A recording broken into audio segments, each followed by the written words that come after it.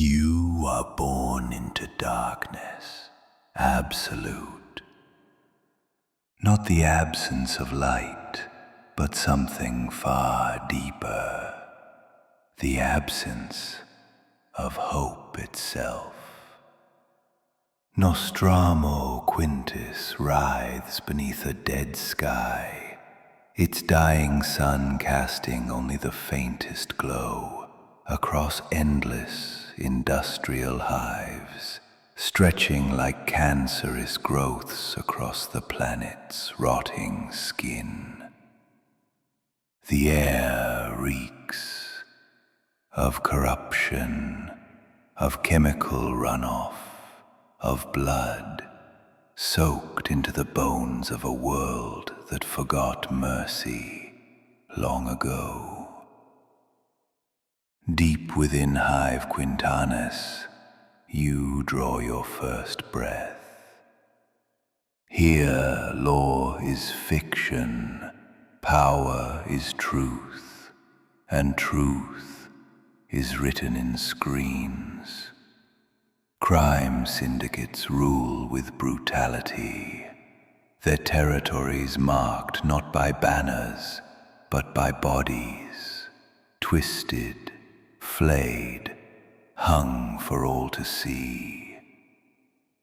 The weak prey, the strong predators, and mercy, a ghost that died long ago in the sludge and rot of these hive streets. You don't arrive as other Primarchs did, not welcomed by scholars, not found by hopeful hands. You crash into the bowels of the hive's blackest corner. The impact crater still smokes as you rise, naked, alone, not into safety, but into a crucible, one that will forge you into something the Emperor never planned. The first sounds you hear, not lullabies, not language, only screams and the laughter of men who carve pain for pleasure. Your first steps, taken through pools of blood, still warm from fresh executions. You watch as alive, his only crime, seeking shelter, his children forced to witness every slice. Your eyes, already burning with unnatural fire, take in the scene, and something cold, something terrible, roots itself deep in your soul. The gangers notice you then. This strange pale child who appeared from nowhere, and they laugh at what they see as an easy victim. Their leader, a mountain of scar tissue and crude augmetics named Grendel the Flayer, approaches with a serrated blade dripping with the father's blood. He speaks of the creative ways he'll carve you up, of how your screams will echo through the hive for days. Instead, it is Grendel who screams. Your hands, still small but already possessing strength beyond mortal comprehension, close around his throat. You feel the cartilage crush beneath your grip, feel the terror radiating from his followers as they witness their supposedly invincible leader reduced to a gurgling, dying thing. But it is not his death that marks you. It is the vision that crashes through your mind in that moment of violence. You see yourself older, terrible, wearing midnight blue ceramite and standing atop a mountain of corpses. You see planets burning in the darkness of space, their populations screaming as your legion descends from the void like a plague of nightmares. You see the galaxy itself trembling at the mention of your name, and you understand with perfect clarity that this is not merely a possible future. It is inevitable. The remaining gang members flee into the darkness, spreading word of the pale demon child who killed Grendel the Flayer with his bare hands. But you barely notice their departure. Your mind is consumed by the cascading flood of visions that continue to assault your consciousness. You see murders that have not yet happened, betrayals that will tear the galaxy apart, and through it all, you see your own face, older, more terrible, crowned with a circlet of midnight iron, and smiling with the cruel satisfaction of one who has embraced the darkness completely. Days pass, or perhaps weeks. Time has little meaning in the perpetual twilight of Nostramo. You wander the hive's depths, growing stronger with each passing hour, your body and mind developing at a rate that defies natural law. You learn the layout of the criminal underworld, not through maps or guides, but through the screams of those who prey upon the innocent. Each gang lord you encounter becomes another lesson in the application of fear, another demonstration of how terror can be refined into an art form. You begin to understand that the visions are not random. They come strongest when you witness injustice, when you see the strong devouring the weak without consequence. The future shows you solutions, terrible, efficient solutions that involve flayed skin and public executions, mass graves, and the systematic extermination of entire bloodlines. You resist these visions at first, clinging to some inherent sense that there must be a better way. But Nostramo offers no better way. Here, in the depths of the hive, justice is a foreign concept. The only law is survival, and the only mercy is the swift death granted to those wise enough not to resist.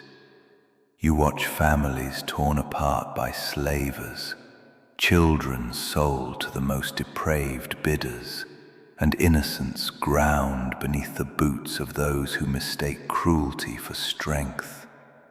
With each atrocity you witness, the visions become clearer, more insistent, until you can no longer distinguish between prophecy and desire.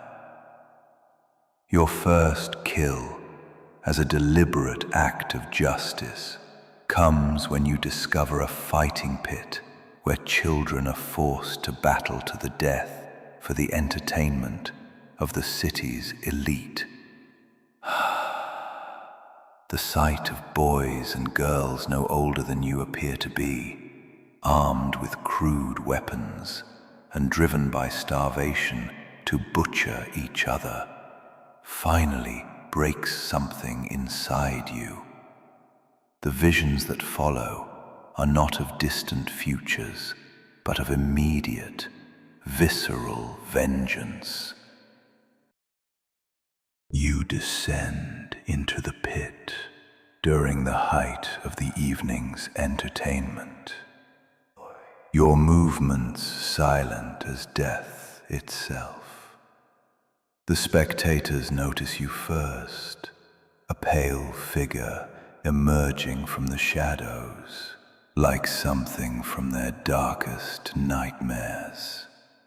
Their laughter dies in their throats as you begin to move through their ranks, your hands closing around throats and twisting heads from shoulders with surgical precision. The Pitmaster, a grossly obese man who has grown rich on the suffering of children, tries to flee when he sees what you are doing to his clientele. You catch him at the exit, your grip closing around his skull like a vice. As he begs for mercy, you lean close and whisper the words that will become your signature. Fear me, but follow. He doesn't live long enough to follow, but the children in the pit hear your words and understand. They see you not as another predator, but as something different. A monster that preys upon monsters. A darkness that devours other darknesses. In their eyes, you see the first flicker of something you will spend the rest of your existence trying to recapture. Hope.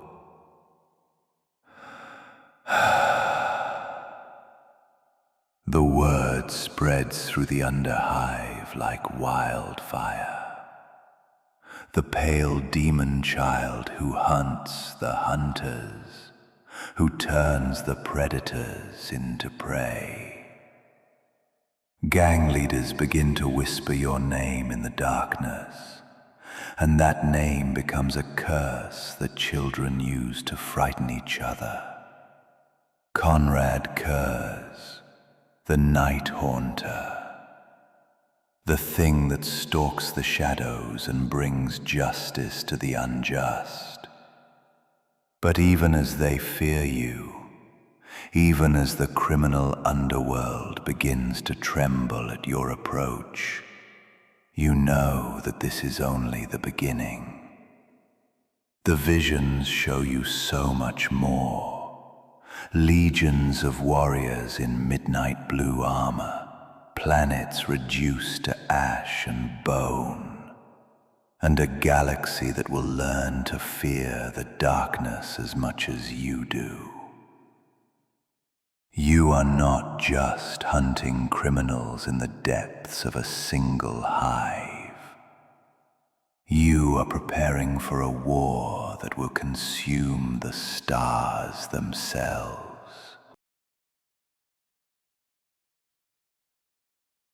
You grow in the darkness of Nostramo, and with each passing day, you become something more terrible than the criminals you hunt. Your body stretches and broadens, pale skin taking on the marble-white complexion that will become your signature. Your eyes burn with an inner fire that seems to pierce through lies and pretense, seeing the guilt that stains every soul in this cursed hive. Most disturbing of all, your visions become more frequent, more detailed, more inevitable. The transformation is not merely physical. Your mind expands to accommodate the flood of prophetic images that crash through your consciousness with increasing intensity. You see yourself as you will become 10 feet tall, crowned with iron, your armor adorned with the flayed skin of those who dared to oppose you. You see the methods you will perfect, the art of psychological warfare, the science of terror, the philosophy of fear as a tool of justice. These visions do not merely show you the future, they teach you how to make it reality. Your first systematic campaign begins in the lower levels of Hive Quintanus, where the Shadow Syndicate has carved out a kingdom built on suffering. Their leader, a woman known only as the Brass Maiden, has perfected the art of torture to such a degree that victims beg for death long before she grants it. Her enforcers skin their victims alive and leave them hanging from the hive's support structures as warnings to others. Under her rule, entire families disappear into the depths, their screams echoing through the ventilation systems for days before finally falling silent. You watch her operation for weeks, learning the patterns of her organization, cataloging the faces of her lieutenants, and most importantly, studying her methods.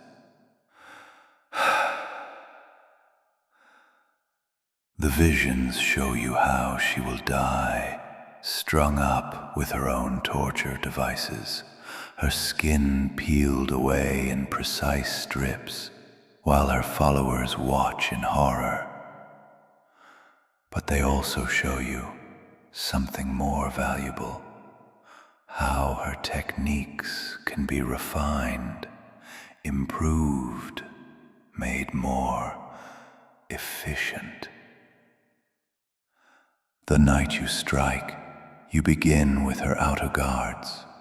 These are hard men, veterans of countless gang wars, their bodies covered in scars and their minds numbed by years of violence. They die without understanding what kills them, their throats opened by strikes too fast for their augmented reflexes to detect. You leave their bodies arranged in perfect geometric patterns, their blood painting sigils of fear across the walls of their stronghold. The Brass Maiden's inner circle discovers the carnage at dawn. They find their guards not merely dead, but positioned in poses that speak of deliberate artistry. Some hang, suspended from chains, their bodies drained of blood and arranged like grotesque sculptures. Others are found seated at tables, their lifeless eyes staring at meals of human flesh that have been carved with surgical precision. The message is clear. Something has entered their domain that makes their worst nightmares seem like pleasant dreams. You allow them 3 days to prepare, 3 days to reinforce their defenses, to call in favors from other gangs, to arm themselves with the heaviest weapons they can acquire.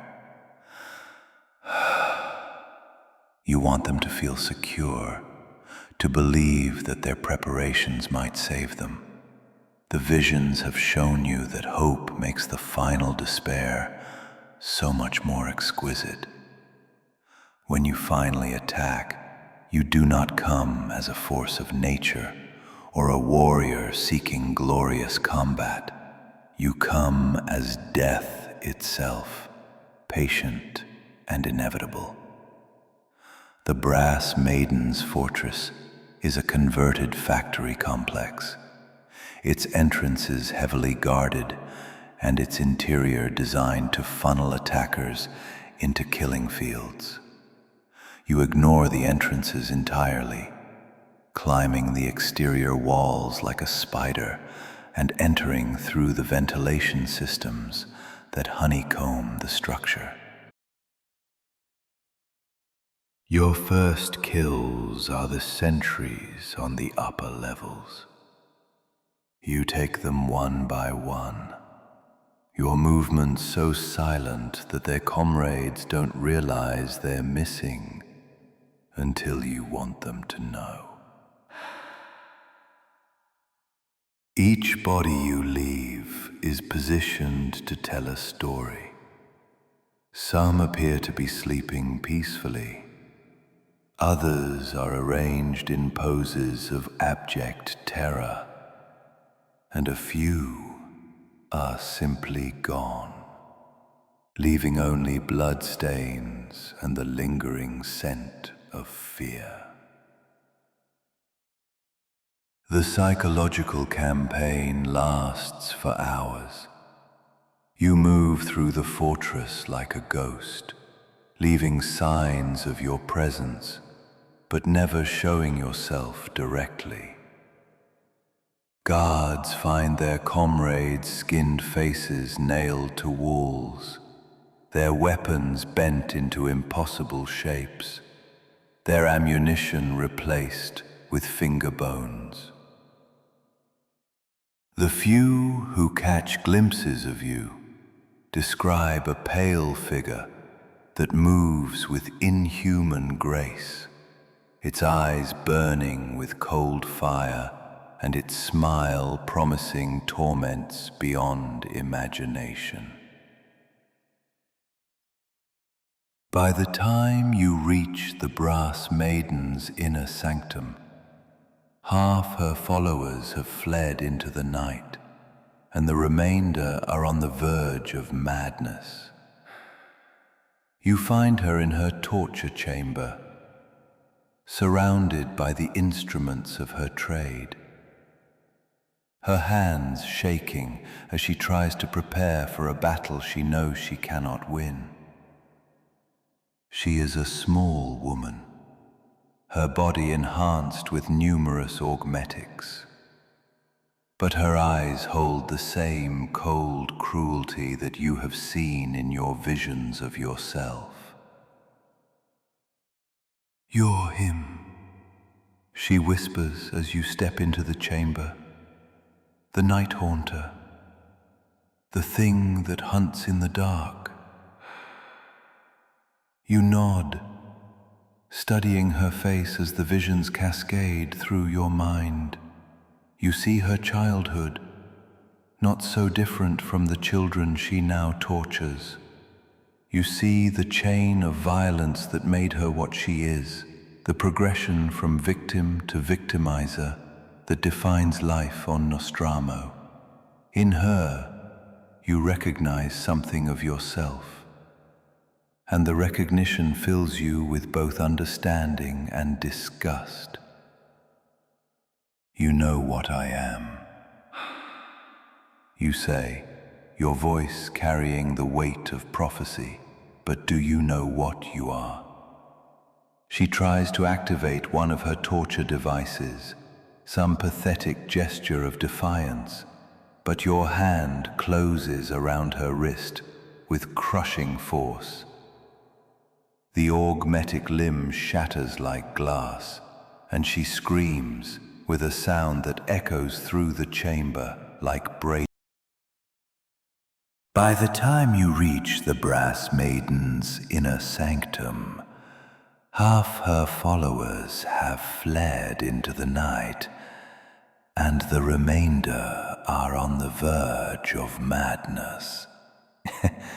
You find her in her torture chamber, surrounded by the instruments of her trade, her hands shaking as she tries to prepare for a battle she knows she cannot win. She is a small woman, her body enhanced with numerous augmetics, but her eyes hold the same cold cruelty that you have seen in your visions of yourself. "You're him," she whispers as you step into the chamber. "The night haunter, the thing that hunts in the dark."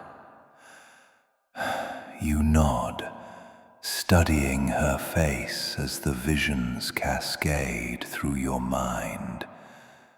You see her childhood, not so different from the children she now tortures. You see the chain of violence that made her what she is, the progression from victim to victimizer that defines life on Nostramo. In her, you recognize something of yourself, and the recognition fills you with both understanding and disgust. "You know what I am," you say, your voice carrying the weight of prophecy. "But do you know what you are?" She tries to activate one of her torture devices, some pathetic gesture of defiance, but your hand closes around her wrist with crushing force. The augmetic limb shatters like glass, and she screams with a sound that echoes through the chamber like breaking bells. "You know what I am," you say, your voice carrying the weight of prophecy. "But do you know what you are?" She tries to activate one of her torture devices, some pathetic gesture of defiance, but your hand closes around her wrist with crushing force. The augmetic limb shatters like glass, and she screams with a sound that echoes through the chamber like breaking bells. "You are a lesson."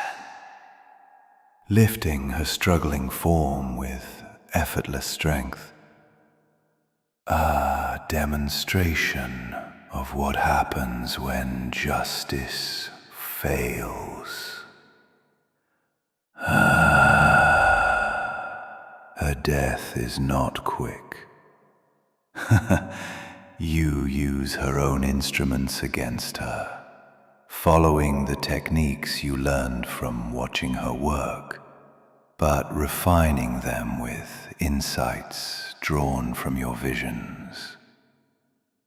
As you work, you speak to her in a voice that carries the weight of absolute certainty. "This is not cruelty," you explain as you begin to flay the skin from her arms. "This is education. Every cut teaches those who will find your body that their sins have consequences. Every scream echoes through the hive to remind others that the darkness they serve has turned against them." She begs for mercy, for a quick death, for anything but the methodical dismantling of her body. But you have seen the faces of her victims, felt their terror through the visions, and you know that mercy is a luxury that must be earned through suffering. When you finally grant her death, you arrange her body in the center of her torture chamber, surrounded by the instruments of her trade. Her skin hangs from the walls like grotesque tapestries, and her blood has been used to write a message that will be found by every gang leader in the hive. "Fear me, but follow." The discovery of the brass maiden's body sends shockwaves through Nostramo's criminal underworld. This is not merely another gang war or territorial dispute.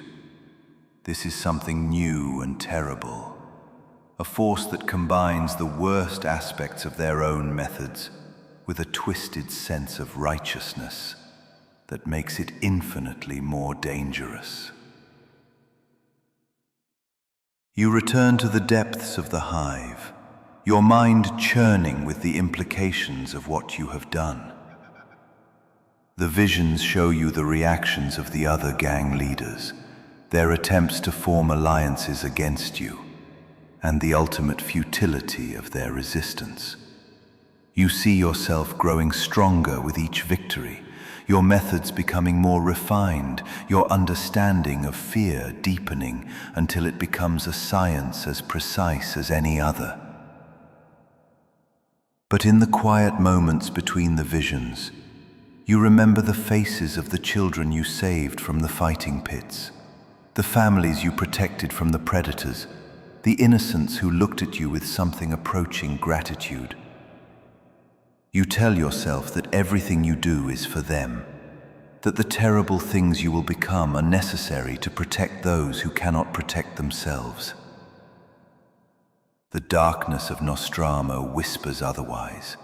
It tells you that you enjoy the work, that the artistry of fear fills you with a satisfaction that no amount of noble justification can disguise. It reminds you that the line between justice and sadism is thinner than you want to believe, and that with each passing day, you step further across it. In the depths of the hive, as you plan your next campaign against the criminal syndicates that infest this world, you feel the first stirrings of what will become your greatest burden. The visions show you not just what you will do, but who you will become. A monster so terrible that even the darkest corners of the galaxy will tremble at your approach. And in your heart, you know that this transformation is not a tragedy to be avoided, but a destiny to be embraced.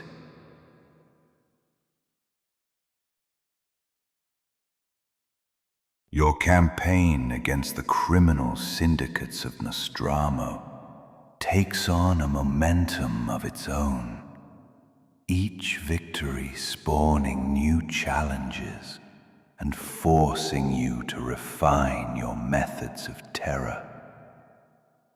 The underworld that once seemed so vast and impenetrable now reveals itself as a finite target, its territories mapped not by physical boundaries but by the spreading zones of fear that mark your passage through the hiveman. The Blood Raisers are the next to fall. Their leader, a cyber-enhanced brute called Vex Iron Jaw, has built his reputation on the systematic dismantling of rival gangs. His followers are known for their surgical precision in torture, their ability to keep victims alive for weeks while slowly removing pieces of their anatomy. They consider themselves artists of agony, and their territory is decorated with the preserved remains of those who crossed them.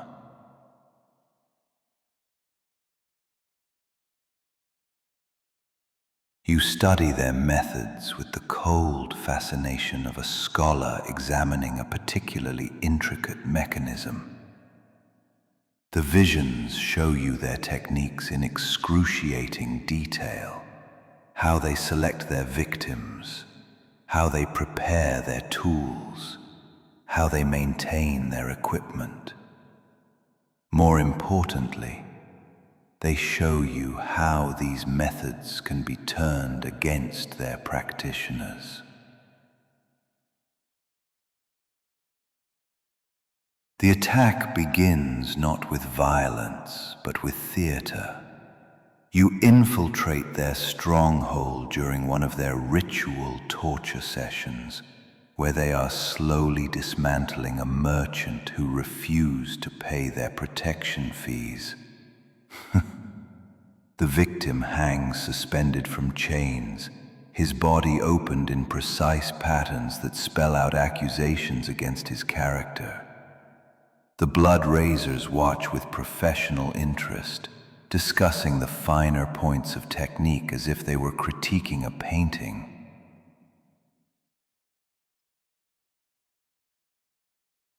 You make your presence known gradually, allowing them to catch glimpses of your pale form moving through the shadows. At first, they dismiss these sightings as tricks of the light or the hallucinations of comrades who have indulged too heavily in combat stims. But as the sightings become more frequent and more detailed, an atmosphere of unease begins to permeate their gathering.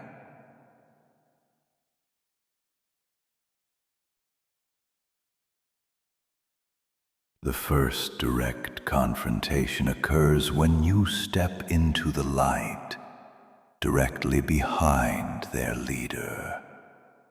Vex Ironjaw spins around, his augmetic jaw clicking as he processes the sight of you standing calmly in the center of his stronghold. His followers scramble for their weapons, but you remain perfectly still, your burning eyes fixed on their leader with the intensity of a predator studying its prey. "You are Konrad Curze," Vex says, his voice distorted by the mechanical components of his throat. "The Night Haunter. We have heard the stories." You nod slowly, your gaze never leaving his face. "And you are Vex Ironjaw, the artist of agony. I have seen your work." His augmetic jaw clicks in what might be amusement. "Have you come to join us? Your reputation suggests you appreciate the finer aspects." The question hangs in the air like a blade balanced on its edge.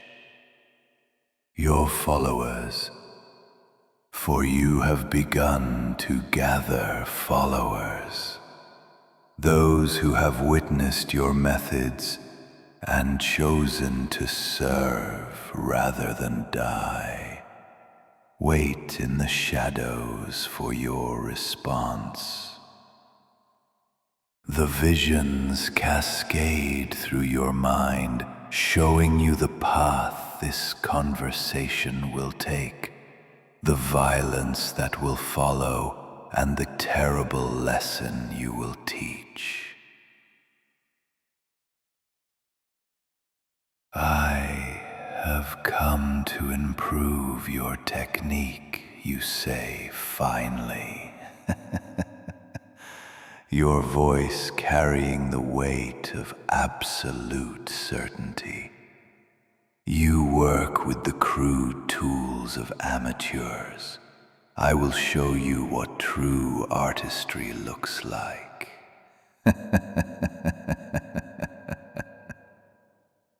What follows is not a battle in any conventional sense. It is a demonstration, a lecture delivered with actions rather than words. You move through the blood razors like a force of nature, your strikes precise and economical. But instead of killing them quickly, you disable them systematically, breaking joints and severing tendons with surgical precision.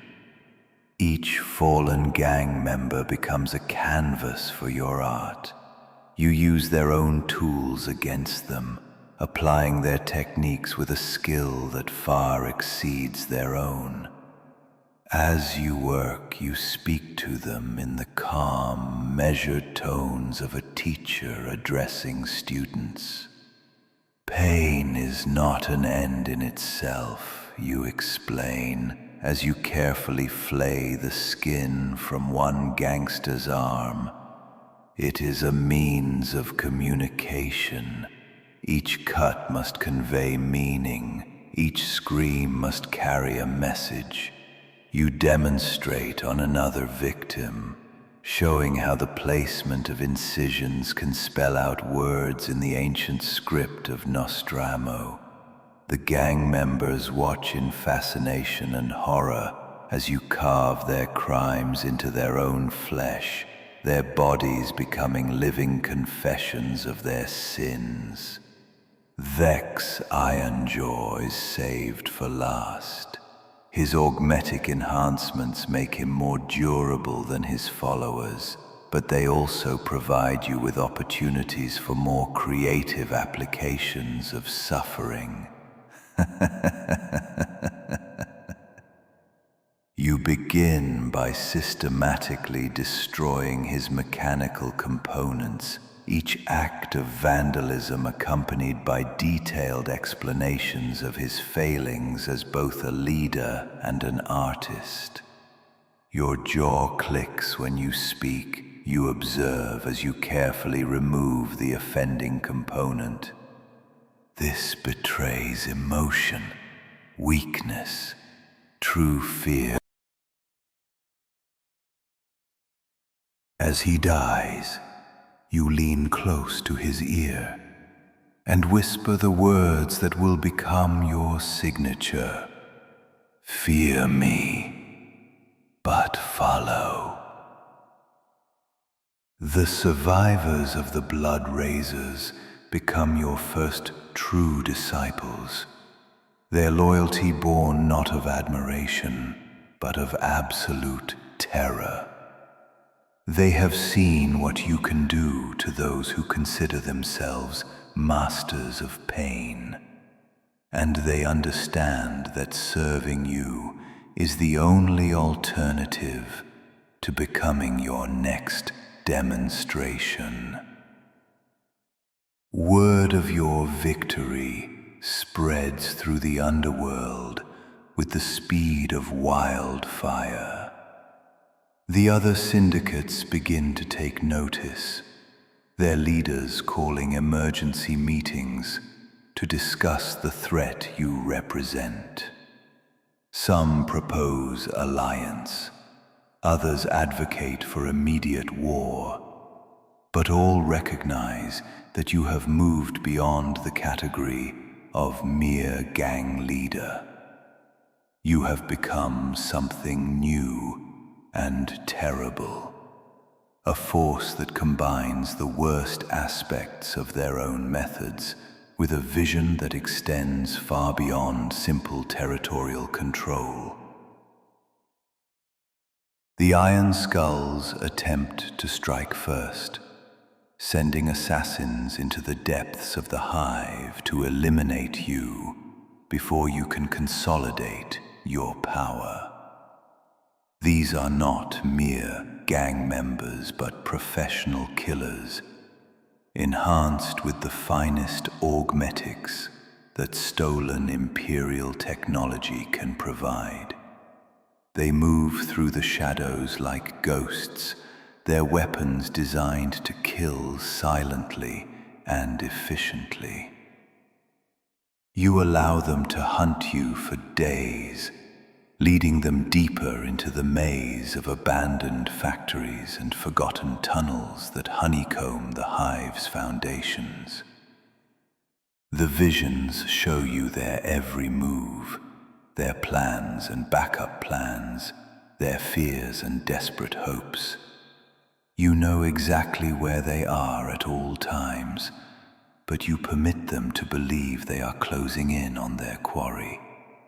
When you finally turn the tables, it is with a precision that borders on the supernatural.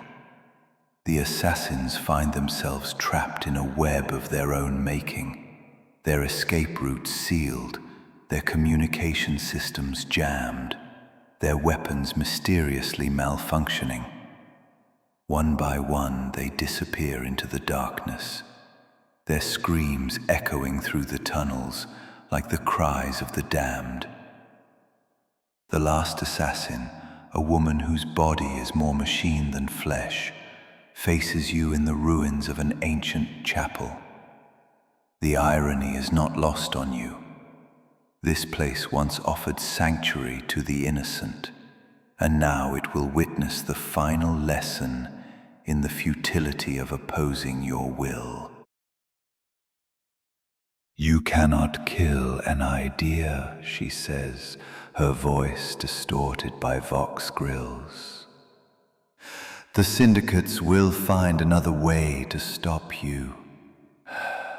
You study her face, seeing past the augmetics to the fear that drives her defiance. "You misunderstand," you reply, your voice carrying the weight of prophecy. "I am not trying to kill an idea. I am trying to perfect it." Her death is neither quick nor merciful. You use her own augmetics against her, turning her mechanical enhancements into instruments of torment. As you work, you speak to her about the nature of fear, about the difference between terror and mere pain, about the art of breaking not just bodies, but spirits. When you finally grant her death, you arrange her body in the center of the ruined chapel, her augmetics spread around her like the components of a shattered machine. Above her, carved into the ancient stone, you inscribe the words that will become your legacy. "Fear me, but follow." The Iron Skull's failure sends shockwaves through the remaining syndicates. They begin to understand that you are not merely another gang leader seeking territory or profit. You are something far more dangerous, a force of nature that feeds on their fear and grows stronger with each victory. As you stand in the ruins of the chapel, surrounded by the evidence of your handiwork, you feel the first stirrings of what will become your greatest burden. The visions show you the path ahead, not just the conquest of Nostramo, but the transformation of an entire galaxy. You see yourself older, more terrible, commanding legions of warriors who share your vision of justice through fear. But in the quiet moments between the visions, you remember why you began this crusade. The children in the fighting pits, the families torn apart by slavers, the innocent souls ground beneath the boots of those who mistake cruelty for strength. You tell yourself that everything you do is for them, that the terrible things you will become are necessary to protect those who cannot protect themselves. The darkness of Nostramo whispers otherwise. It tells you that you have begun to enjoy the work, that the artistry of fear fills you with a satisfaction that no amount of noble justification can disguise. It reminds you that the line between justice and sadism is thinner than you want to believe, and that with each passing day, you step further across it, in the depths of the hive, as you plan your next campaign against the remaining syndicates, you feel the weight of destiny settling around your shoulders like a shroud. The visions show you not just what you will do, but who you will become. A monster so terrible that even the darkest corners of the galaxy will tremble at your approach. And in your heart, you know that this transformation is not a tragedy to be avoided, but a destiny to be embraced. The Ivory Prince initially dismisses the attacks as turf wars between petty gangs. But as the pattern emerges, he begins to understand. This is no random violence, no territorial squabble. This is a campaign, a deliberate, surgical effort to annihilate not just his organization, but the very idea of organized crime on Nostramo. Your first direct confrontation, it unfolds during one of their premier auctions, where the children of an entire settlement are being sold to the highest bidders. The venue, a repurposed theater in the hive's mid-levels, once a palace of art, now a temple of agony.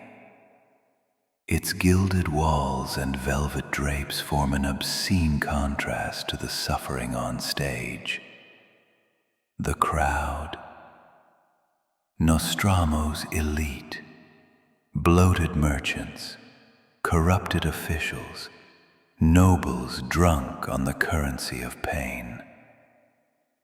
You enter not with fanfare, but with purpose, slipping through the stage entrance like a ghost. Your form pale, your presence undeniable, a specter of reckoning. The auctioneer, grotesque, obese, chokes mid-sentence as he spots you. His voice, once confident, stutters, and the crowd turns. Their laughter dies in their throats. Your voice cuts through the silence like a scalpel. Ladies and gentlemen, you say, calm, clear. Tonight's entertainment has been changed. What follows is not a battle. It is a lesson. You move with precision, each strike surgical, not to kill but to etch a message. You wealthy patrons become unwilling canvases, their flesh carved with the names of their victims, the prices they paid for innocence.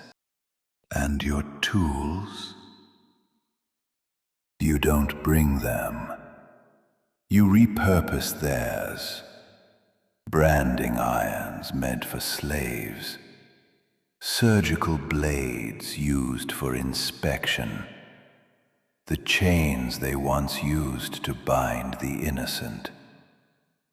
You show them what justice looks like, not as mercy, but as memory made permanent in blood and iron.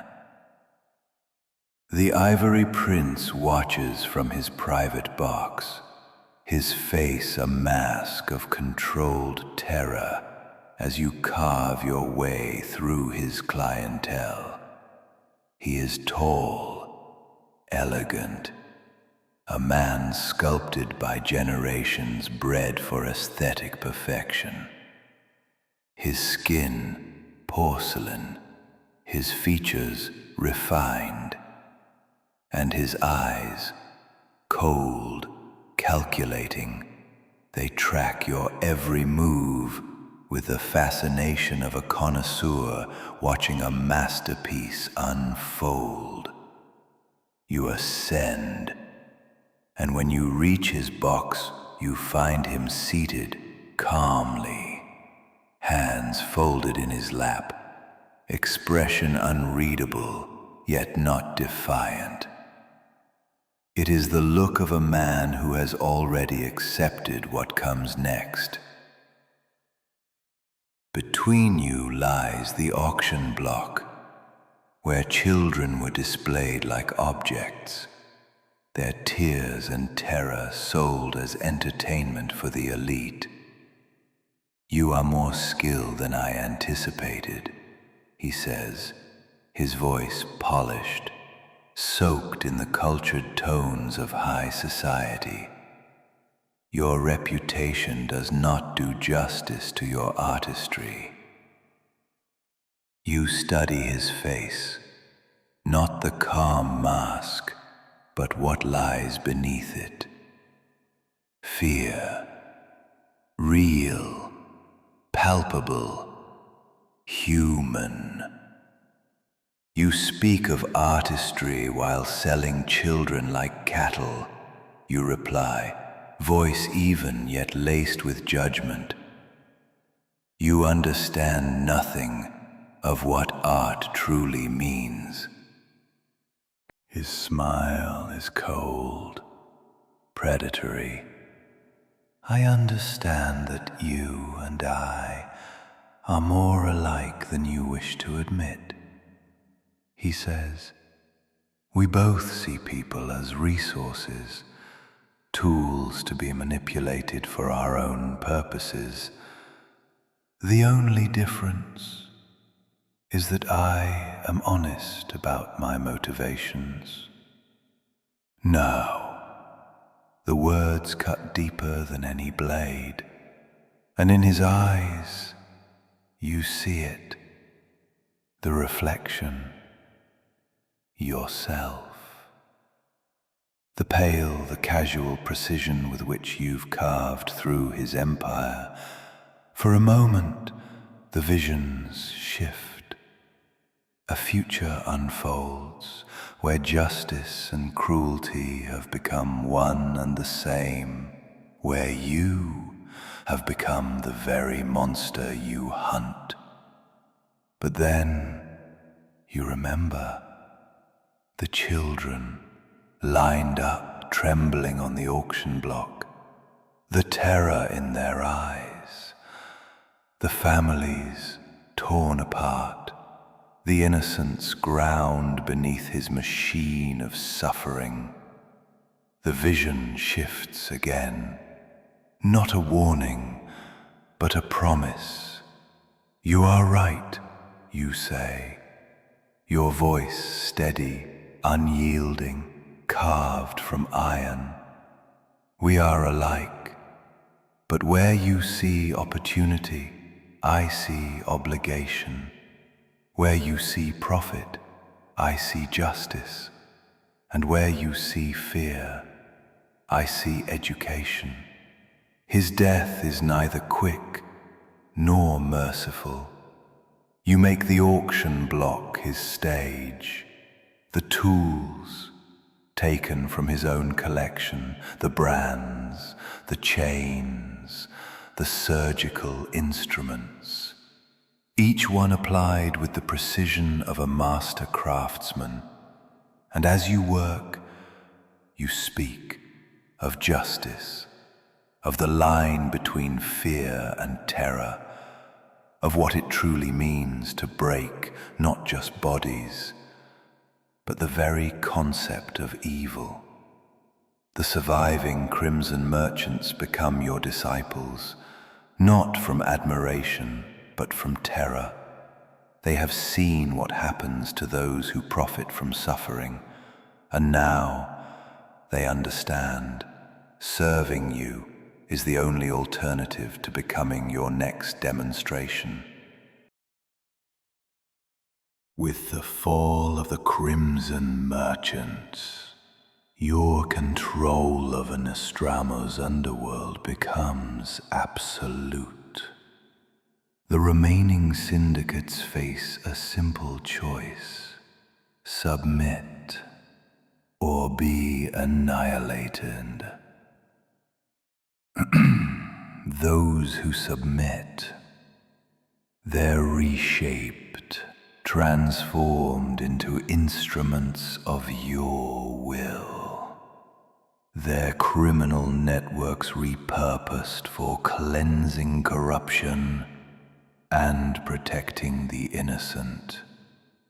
Who resist, they offer you refinement, new ways to perfect your message, new canvases for the consequences of defiance. The transformation of Nostramo begins, slowly, almost imperceptibly. Crime rates drop like stones. Gangs flee to other worlds. Those who remain face your justice.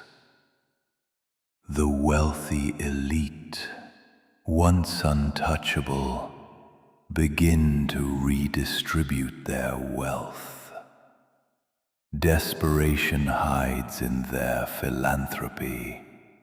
They hope to buy your mercy. Corrupt officials now fall over each other to appear honest, to prove their worth, to survive. But you know this is just the beginning. The visions whisper of something greater, fleets of ships, legions trained in your doctrine, a galaxy reshaped by your justice. You see yourself older, more terrible, commanding forces that span star systems and bringing justice to civilizations that have never known the meaning of fear.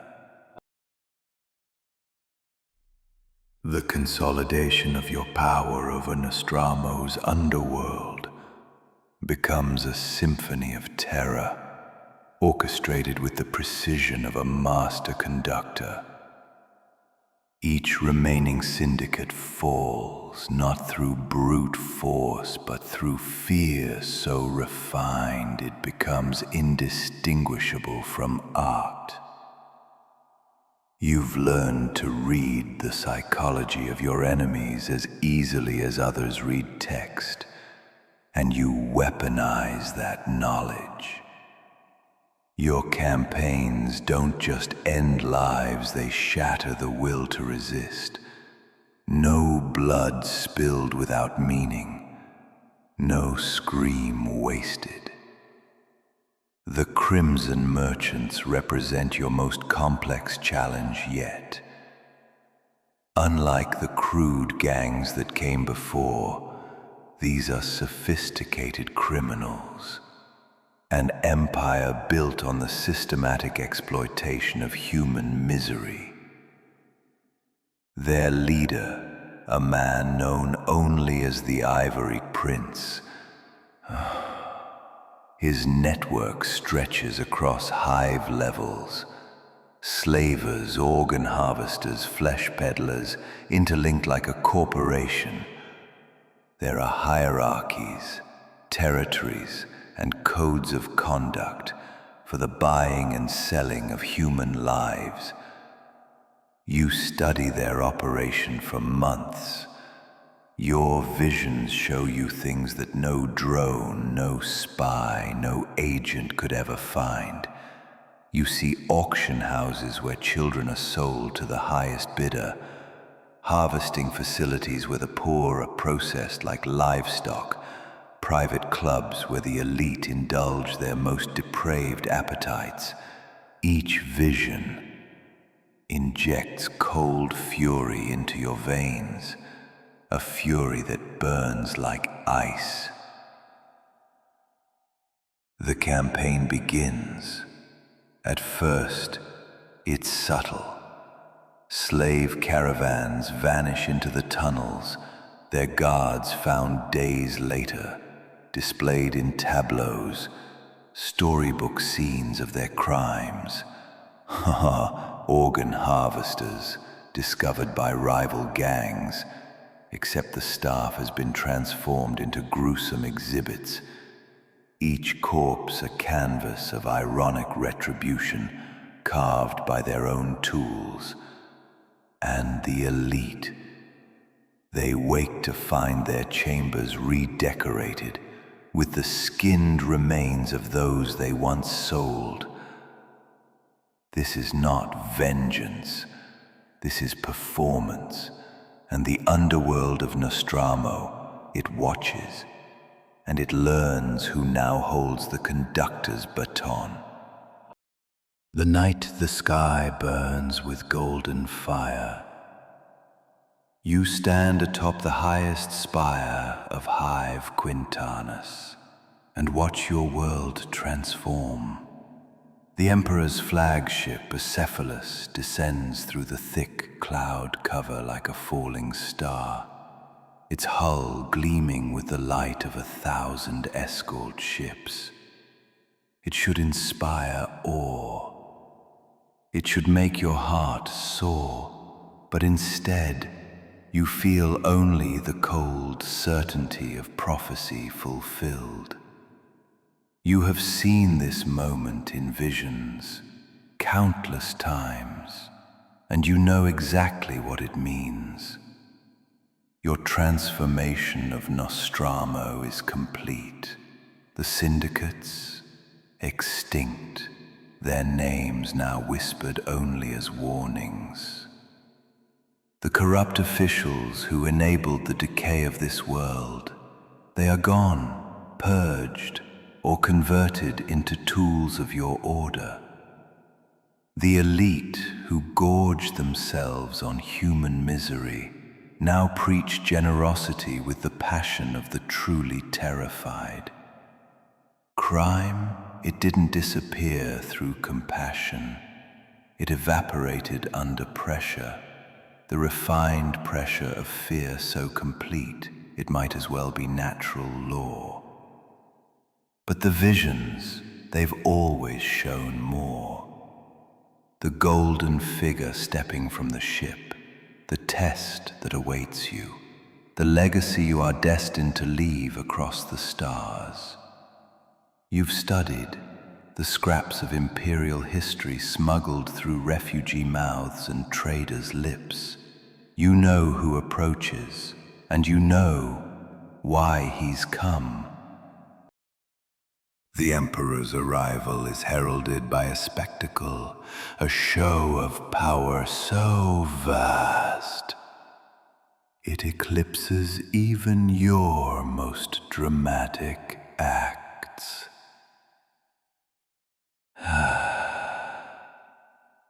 Drop pods fall like meteors, each one delivering golden warriors whose very presence seems to push back the darkness, as if light itself bends to serve them.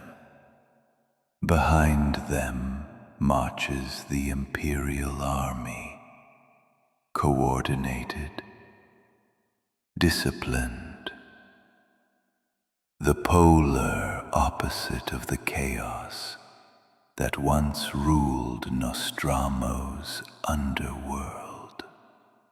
But all of it fades against him. The figure at their head, the being whose psychic presence scorches your mind like a brand. You descend from your tower to the ruins of the old governor's palace, the site of your earliest demonstration. The walls remain decorated, still adorned with your art, frescoes of flayed skin, bone mosaics, the grim testament to your rise. You chose this place so he would understand the nature of the son he's about to claim. He enters alone. His golden armor reflects the firelight, each step resonating like the turning of a cosmic page. He's taller than you imagined, and somehow his mere presence makes your mastery of fear feel crude. His eyes, ancient, terrible, they scan your work, not with shock or disgust, but with the calm detachment of a master evaluating his student. You are my son, he says, and his voice, it carries harmonics that vibrate through more than flesh and bone. Konrad Curze, the Night Haunter, Primarch of the VIIIth Legion. You nod, your gaze never wavering. And you are the Emperor of mankind, the master of the Great Crusade, the being who scattered my brothers across the galaxy and left us to find our own paths to maturity. A flicker, just for a moment, pain perhaps, or regret, crosses his face. The forces of chaos sought to corrupt you in your infancy, he says. My actions were necessary to prevent a greater catastrophe. Necessary, you echo, the word heavy with a lifetime of visions. Yes, I understand necessity. I have made it my specialty. It echoes faintly through the blood-stained chamber. He walks the hall slowly, measured steps, his gaze drifting across your dark compositions. You study his face, searching for approval or condemnation, but his expression remains unreadable. He stops before your masterwork, a grand tableau crafted from the remains of the Crimson Merchants' leaders, their twisted forms arranged to spell a single message: justice through fear, etched in the ancient script of Terra. Your methods are distinctive, he says at last, his voice layered with meaning only a Primarch could grasp. Reports speak of a transformation unprecedented in recorded history, crime eliminated, corruption purged, order restored through the application of terror. Fear is the most honest emotion, you reply, your voice steady, forged by experience. It strips away pretense, reveals what lies beneath civility and decorum. You gesture toward the grotesque exhibit. These people spent lifetimes cloaked in respectability while they fed on suffering. Fear forced them to show their true faces. He turns to face you fully, and the weight of his psychic presence slams into your consciousness. Ashay. Just for a heartbeat, you see it. The vastness of his vision. A galaxy united under human rule. The Xenos threat extinguished. The forces of chaos held at bay, not by faith or diplomacy, but by sheer order imposed through will alone. But beneath that brilliance, you see the shadow, the compromises, the atrocities, the necessary evils hidden beneath banners of light. You see it too, you whisper, barely audible, yet undeniable. The future, the choices that must be made, the prices that will be paid. His expression falters, a flicker of concern breaking the mask. And in that moment, you know, your visions have pierced something he meant to keep buried. The future is not fixed, my son, he says quietly. We have the power to shape it, to choose which paths we will walk. But your visions, they speak with cruel clarity. You see yourself older, more terrible, standing over the shattered bodies of those who once called you brother. You see a galaxy in flames, civil war ignited by the very forces meant to unite it, the grand design crumbling, and only your methods strong enough to hold back the tide. You need me, you say, your voice absolute, not for the crusade you proclaim, but for the war that comes after. When your dream collapses and this galaxy devours itself, you'll need someone who can do what must be done. He does not deny it, and in that silence, you find your answer. The visions have always shown the truth. The Emperor knows what you will become, and he needs that monster just as much as he fears it.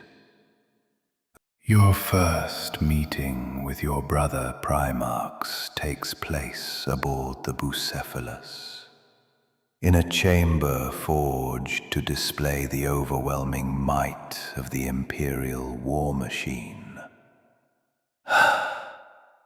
Rogel Dawn of the Imperial Fists greets you first, his manner precise, his tone clipped with the courtesy of a professional soldier.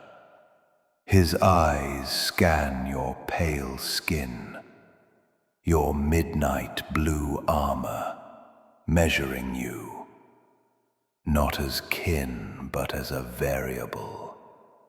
Ferrus Manus of the Iron Hands is next. He offers a warrior's nod. No expression disturbs the cold perfection of his augmetic features, but his gaze lingers, studying your reputation like a weapon's schematic. Then Fulgrim of the Emperor's Children.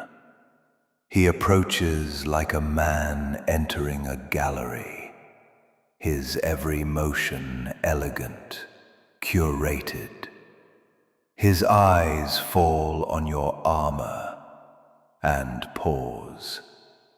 Trophies line your chest and shoulders, the preserved faces of Nostramo's former tyrants, their agony frozen into a silent gallery of fear. Fulgrim's expression shifts, a flicker between fascination and revulsion. He sees the artistry, the intentionality, and something familiar. Your reputation precedes you, brother, he says, his voice silky, aristocratic. They say you transformed an entire world through the application of fear alone. Fear is merely the tool, you reply, your gaze unwavering. Justice is the goal. The criminals of Nostramo mistook cruelty for strength, and they learned the difference. Fogeldorn's expression never shifts, but the calculation in his eyes sharpens. He's dissecting you, mentally cataloging strengths, weaknesses, tactical value. The reports speak of unconventional methods, psychological warfare taken to extremes. Effective methods, you correct. Calm. Absolute. The results speak for themselves. Nostramo has been reshaped from a cesspit of corruption into a model of order. The techniques I honed there will prove invaluable in the campaigns to come. Ferrus Manus speaks at last, his voice low, metallic, shaped by the augmetic precision of his reconstructed throat. Flesh is weak, brother. Your methods strike at that weakness directly, breaking the spirit before the body.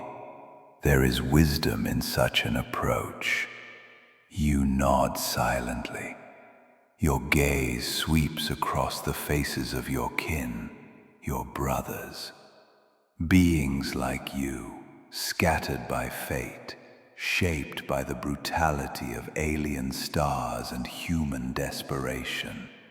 And already you see it, the mingled threads of respect and unease. They acknowledge your effectiveness, but they question your soul. You are a reminder of what lies beyond discipline, beyond control. The visions flicker in your mind's eye, futures branching, paths unfolding. Some among them will adopt your methods, wield fear as a scalpel, just as you do. Others will recoil, call your tactics excessive, cling to more conventional ideals, but all of them, sooner or later, will come to fear you, not as an enemy, but as a reflection, a specter of what they could become should they ever abandon principle in pursuit of victory. As the meeting progresses, you find yourself cataloging their weaknesses, studying their psychological profiles with the same intensity you once applied to the criminal leaders of Nostramo. Dorn's rigid adherence to duty, Fulgrim's need for perfection, Ferris's trust in mechanical enhancement over human intuition, each represents a potential vulnerability that could be exploited if necessary. The thought disturbs you, but the visions have shown you that such knowledge will be necessary. The brotherhood you are joining will not last, and when it fractures, you will need every advantage you can gather to survive the coming storm. Your formal induction into the imperial hierarchy occurs in the same chamber where you first met the Emperor. The ceremony is simple, but profound. You kneel before the Master of Mankind and swear the oaths that will bind you to his service. But as you speak the words of loyalty and dedication, the visions show you the true nature of the compact you are making. You are not just joining a crusade to reunite humanity.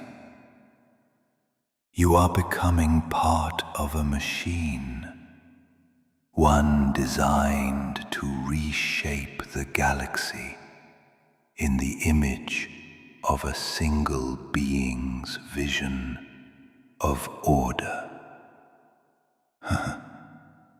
The methods you perfected on Nostramo will be amplified and refined, applied not to cities or continents, but to entire star systems and alien civilizations.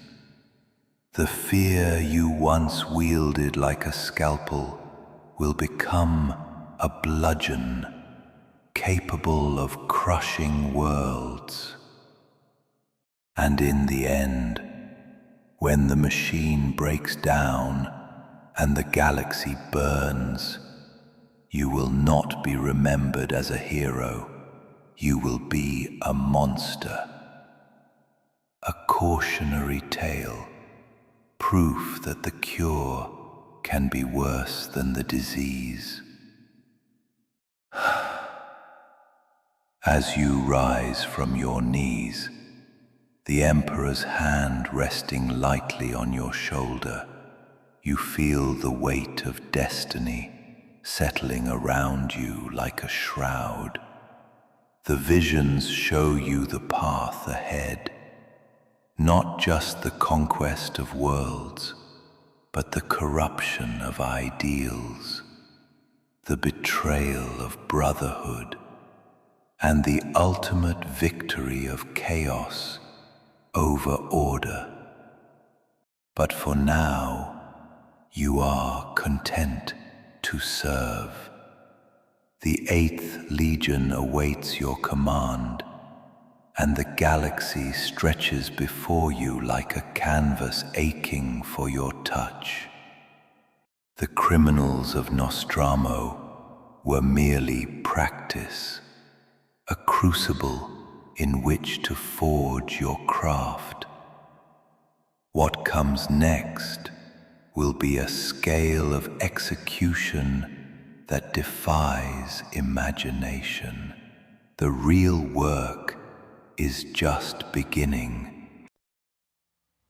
The first time you stand before the assembled warriors of the 8th Legion, you feel the weight of genetic legacy pressing against your consciousness like a physical force.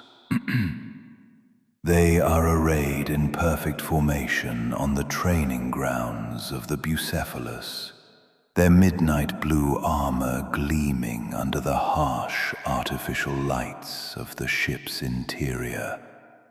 These are your sons, created from your genetic template and shaped by decades of warfare in the Emperor's name. But as you study their faces, you see something that disturbs you more than the worst criminal you ever hunted on Nostramo. They are afraid of you. Not the clean fear of the guilty faced with justice, but something deeper and more troubling. These warriors have heard the reports from Nostramo, seen the recordings of your methods, and studied the artistic arrangements you created from the bodies of criminals. They know what you are capable of, and they have begun to understand what their future holds under your command. Captain Jargo Sevatarian, the de facto leader of the Legion in your absence, steps forward to make his report. He is a tall, lean warrior whose features bear the same pale complexion that marks you as their gene father. His eyes burn with an inner fire that speaks of intelligence and ambition, but also of a cruelty that has been carefully cultivated over years of warfare. "My lord," he says, his voice carrying the clipped tones of military discipline, "the 8th Legion stands ready for your command. We have maintained the highest standards of combat effectiveness and have added 17 worlds to the Imperial domain in the past solar year." You nod, studying the assembled warriors with the same intensity you once applied to the criminal syndicates of Nostramo. These are not the crude gangers and corrupt officials you are accustomed to dealing with. These are Astartes, genetically enhanced warriors whose bodies and minds have been sculpted for war. But they are also your genetic offspring, and you can see the potential for darkness that lurks within their enhanced physiology. "Tell me about your methods," you say, your voice carrying across the training ground with perfect clarity. "How do you achieve victory?" Sevatarian's expression remains neutral, but you see the flicker of something in his eyes. Pride, perhaps, or anticipation. "We employ standard Astartes tactics, my lord. Rapid deployment, overwhelming firepower, and coordinated assaults designed to break enemy resistance through superior force." "Efficient," you reply, your tone carrying implications that make several of the warriors shift uncomfortably. "But lacking in artistry. Fear is the most effective weapon in our arsenal, and you have been using it like a club when it should be wielded like a scalpel." You move among the assembled warriors, your presence causing them to stiffen to attention. Each one bears the genetic markers of your heritage: the pale skin, the burning eyes, the predatory grace that speaks of enhanced reflexes and heightened senses. But they also bear the marks of their training, the rigid discipline that has been imposed upon them by the imperial war machine. You have been taught to kill, your voice carrying the weight of hard-won experience. But killing is merely the final step in a process that begins with understanding. Before you can destroy your enemies, you must first understand what they fear, what they value, and what they will sacrifice to preserve.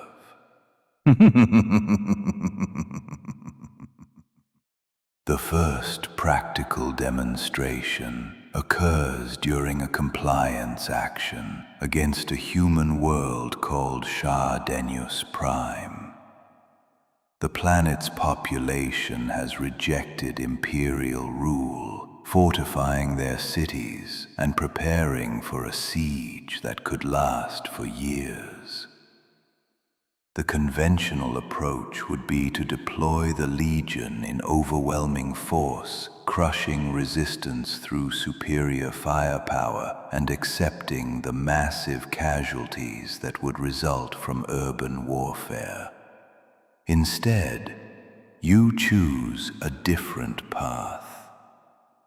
Your fleet arrives at the edge of the Shardenius system under cover of darkness, your ships running silent to avoid detection by the planetary defense networks.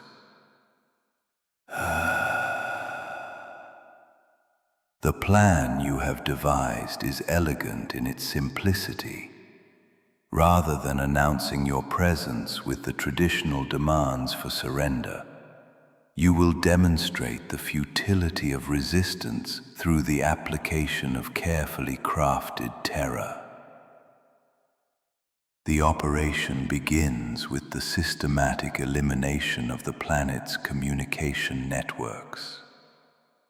Your warriors infiltrate the orbital relay stations, their movements coordinated with surgical precision. But instead of simply destroying the equipment, they leave behind carefully crafted displays designed to communicate the inevitable consequences of continued resistance. The technicians manning the stations are found arranged in elaborate tableaus, their bodies positioned to spell out messages in the planetary language. Some are discovered seated at their control consoles, their faces bearing expressions of absolute terror as they stare at screens displaying the words, "Fear me, but follow," in letters carved from their own flesh.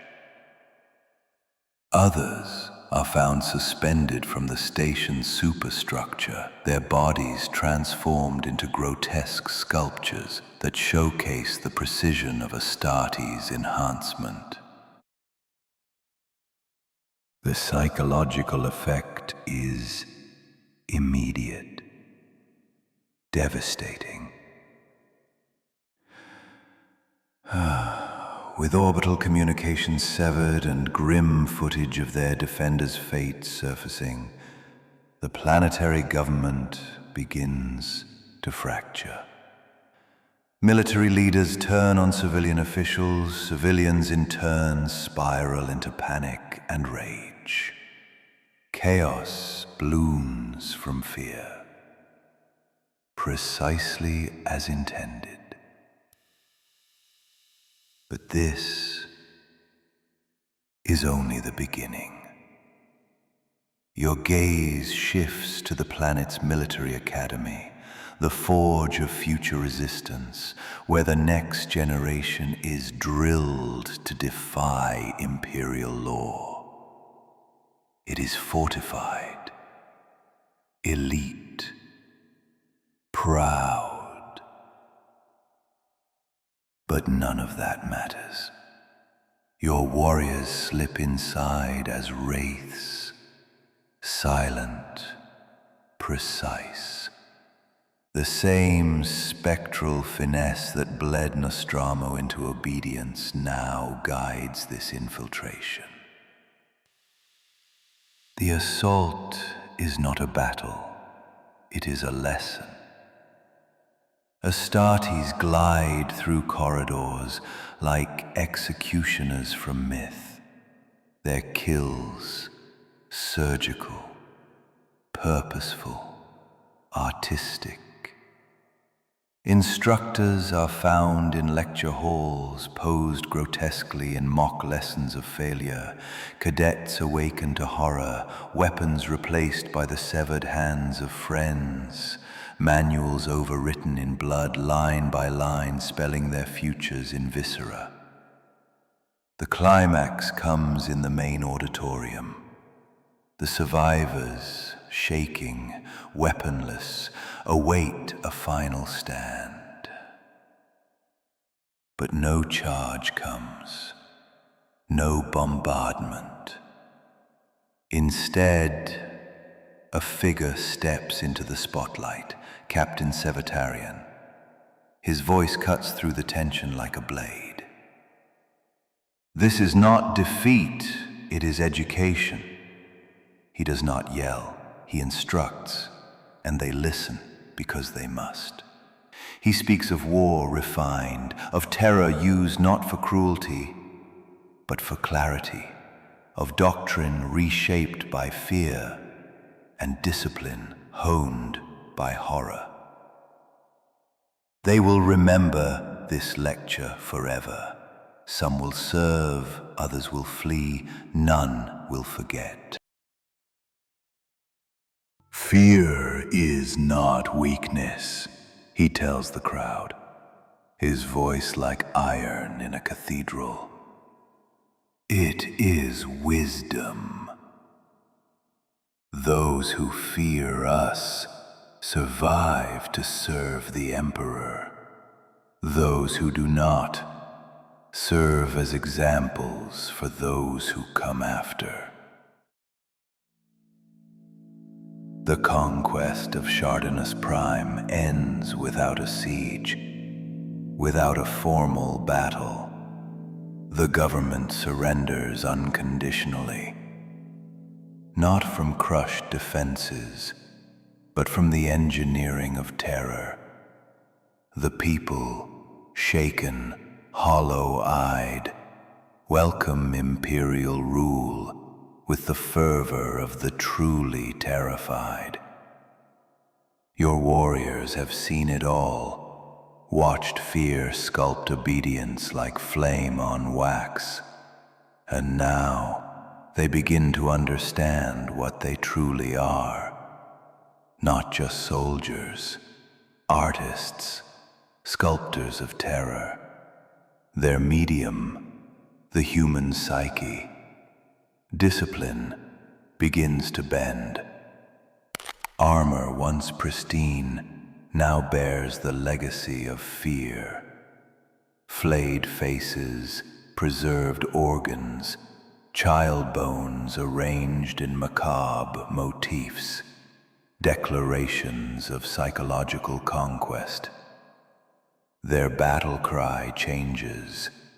No longer rote litanies of the Imperium, but a truth forged in nightmare.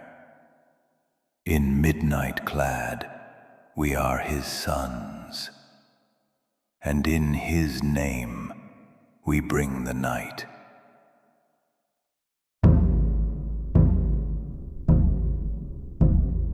But the most profound shift, their view of the enemy, where once stood targets, now stand canvases, each campaign an exhibition, each soul broken, a signature.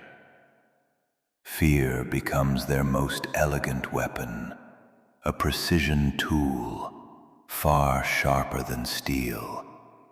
They no longer fight to win, they perform to transform. You watch their transformation with a strange fusion of pride and unease. These are your sons, shaped by your gene seed, your methods, your vision.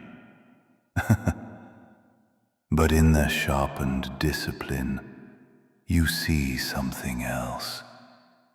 A glimmer of corruption hiding in the elegance, refinements, turning into obsessions, precision curdling into cruelty. The visions return, futures flicker before your mind's eye, grotesque silhouettes of what they might become, Astartes in name only, cloaked in skin, crowned in bone, minds hollowed by an insatiable hunger for fear. Worlds burning, not for conquest, but for the screams.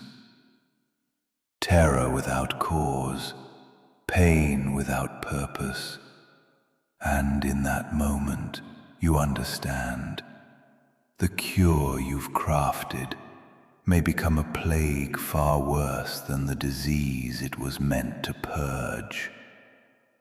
But that future is not yet written. For now, you remain their guide, their father. The VIIIth Legion has found its soul in shadow, and the galaxy will come to dread the night, as you do.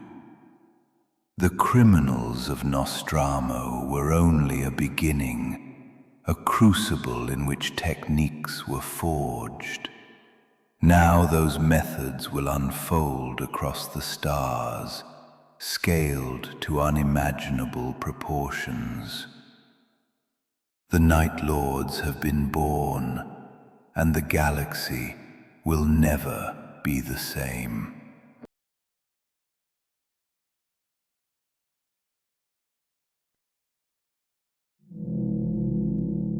The first time you truly taste the fear of an entire world, you understand what it means to be a Primarch. The planet Karatan burns beneath your fleet, its cities reduced to ash, and its population scattered to the winds. But the destruction is not random. It is art, a carefully orchestrated symphony of terror that speaks to the deepest fears of the human psyche. Every burning building, every screaming refugee, every corpse arranged in elaborate patterns across the planet's surface contributes to a message that will echo across the galaxy. Defiance of the Emperor's will brings not merely death, but something far worse. Your transformation of the Night Lords continues with each campaign, their methods becoming more refined, their understanding of fear deepening with every victory. They have learned to read the psychological profiles of entire populations, to identify the specific terrors that will prove most effective against each target. A world of warriors fears dishonor more than death, so their champions are captured and subjected to public degradation. A civilization of scholars fears ignorance, so their libraries are burned and their wise men skinned alive in view of the general population. Captain Jago Sivatarian has become your most apt pupil, his natural cruelty refined by your teachings into something approaching genius. He stands beside you on the bridge of your flagship, the Nightfall, as you watch the final phase of Karatan's subjugation unfold. The planet's last city burns in the distance, its defenders having chosen suicide over surrender rather than face the fate you have prepared for them. The population centers are secured, my lord, his voice carrying the satisfaction of a job well done. Resistance has been eliminated through the application of selective terror. The surviving population numbers approximately 3 million, all of whom have sworn loyalty to the Emperor. You nod, studying the tactical displays that show the full scope of your victory. Karatan had been a fortress world, its population trained from birth to resist invasion. Its military leaders prepared for a siege that could last for decades. But your methods had broken them in less than a month. Their will to resist, crumbling beneath the weight of carefully applied psychological pressure. OP, show me about the demonstrations. His expression remains neutral, but a flicker in the eyes betrays pride or anticipation.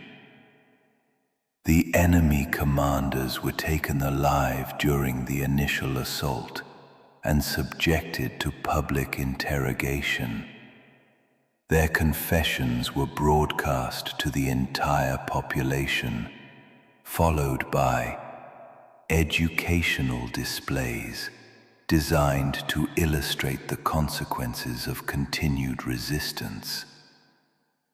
The euphemism brings a cold smile to your lips. You have watched the recordings of these educational displays, seen the artistry with which your sons have refined your techniques. The enemy commanders had been transformed into living sculptures, their bodies carved with the names of their crimes, their screams orchestrated into haunting melodies that echoed through the city's communication networks. And the civilian population. 12,000 were selected for demonstration purposes, his voice carrying the clinical detachment of a surgeon describing a particularly complex procedure. Chosen from among the most vocal supporters of resistance, their families and associates processed according to your standing orders.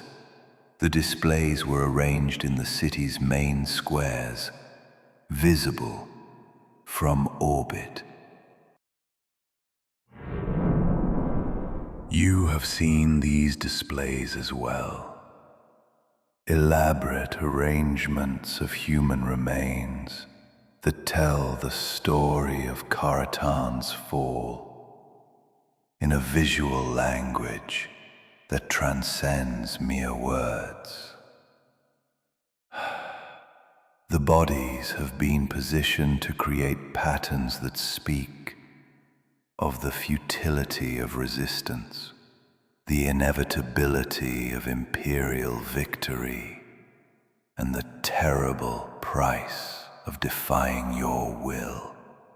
From orbit, they form a massive sigil, a message written in flesh and bone, visible to any ship that approaches the planet. The psychological effect extends far beyond Karatan itself.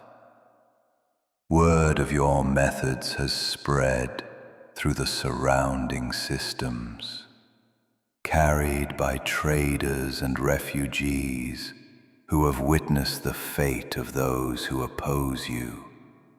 Entire star systems have surrendered without a fight, their leaders preferring the certainty of imperial rule to the uncertainty of facing the Night Lords in battle. But with each victory, you sense a subtle change in your sons.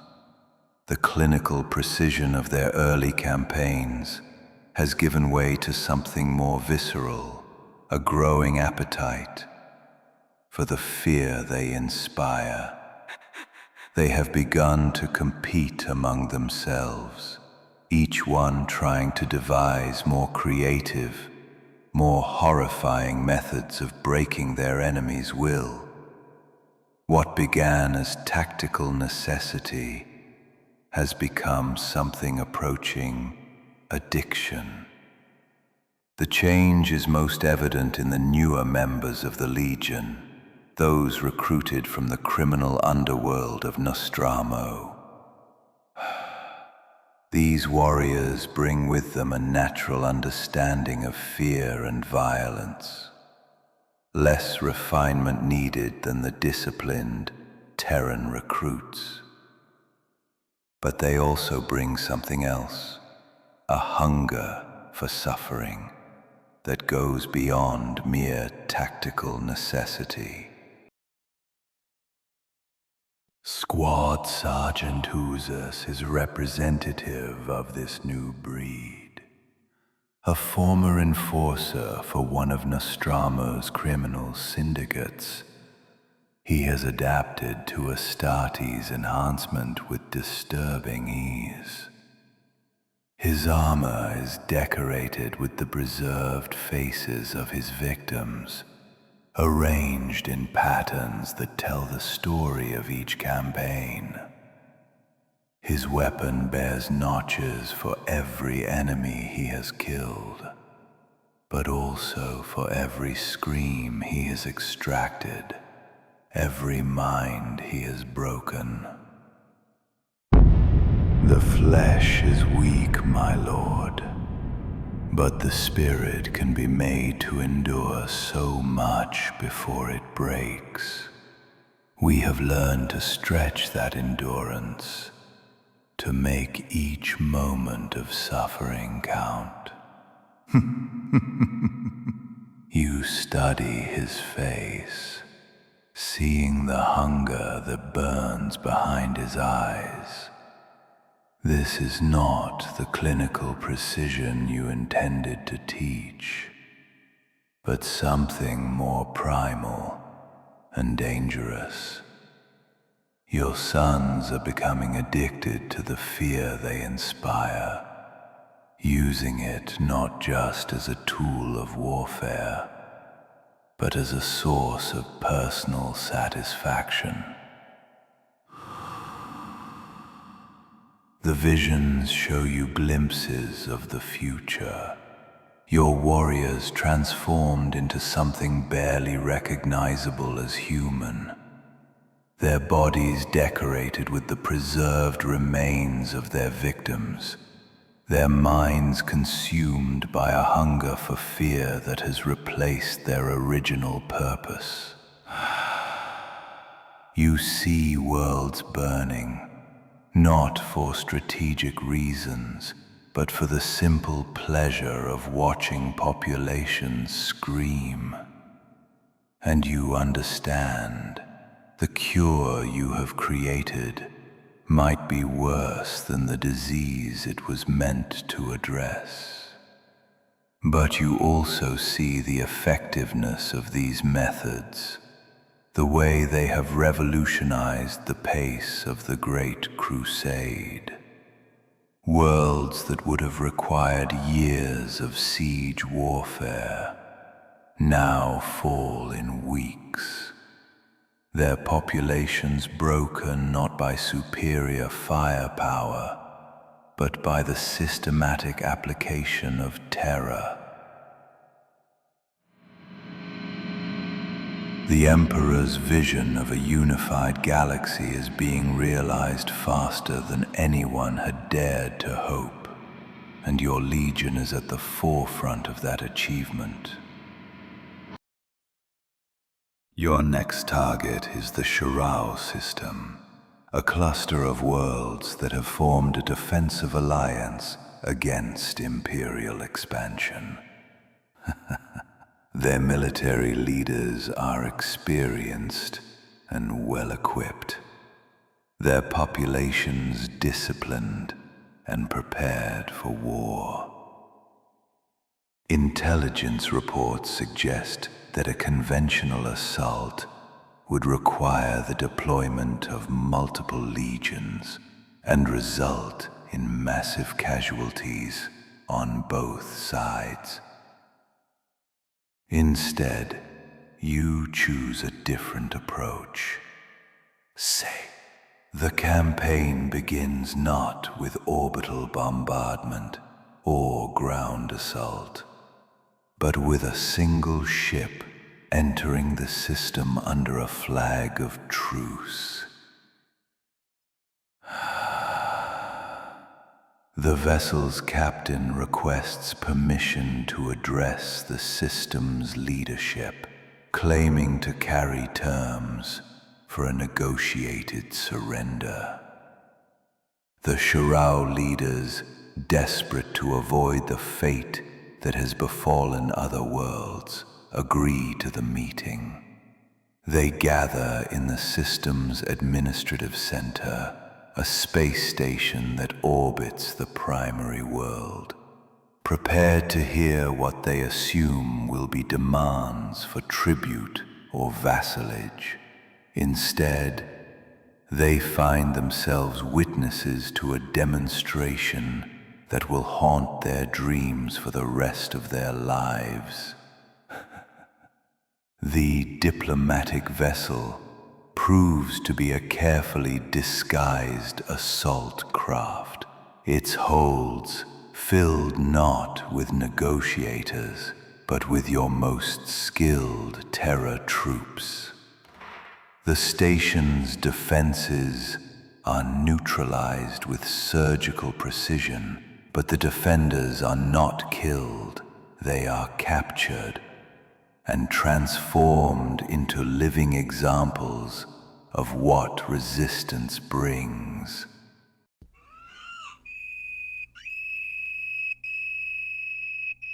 The system's leaders watch in horror as their guards are systematically flayed alive.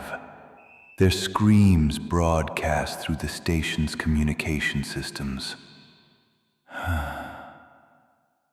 The officers who attempted to coordinate the defense are found arranged in elaborate tableaus, their bodies positioned to spell out messages of surrender in the ancient script of Terra. The station's commander is discovered in his private quarters, his body transformed into a grotesque sculpture that showcases the precision of Astartes enhancement. The things that look like think. But the true artistry lies in the psychological manipulation that accompanies the physical horror. Your warriors have studied the cultural and religious beliefs of the Charaut people, identifying the specific fears that will prove most effective against their target audience. They know these people fear corruption of the soul more than death itself, so they arrange their displays to suggest spiritual contamination rather than mere physical destruction. The Stamwers, lanes of Horus defense of us. The effect is immediate and devastating. The system's leadership, faced with evidence of what resistance brings, surrenders unconditionally. But more importantly, they do so with the enthusiasm of the truly converted, their fear transformed into something approaching religious devotion. They broadcast messages of loyalty to the Emperor, praising your wisdom, begging for the privilege of serving in your forces. The conquest of the Charaut system marks a turning point in your understanding of fear as a weapon. You have learned to read not just individual psychology, but the collective unconscious of entire civilizations, to identify the specific terrors that will prove most effective against each target. The methods you developed on Nostramo, refined and amplified, now applied to challenges that dwarf anything you faced in the criminal underworld of your homeworld. But with each victory, you sense the growing hunger in your sons. They have tasted the fear of entire worlds, and they have found it intoxicating. The clinical precision of their early campaigns has given way to something more visceral, a growing appetite for the terror they inspire. What began as a tactical necessity has become something approaching addiction. As you stand on the bridge of the nightfall, watching the final phase of the Shero system's integration into the Imperial domain, you feel the weight of what you have created. Your sons are becoming something new and terrible.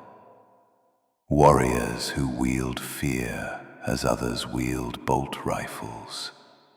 They are effective beyond your wildest dreams, but they are also something you never intended them to become.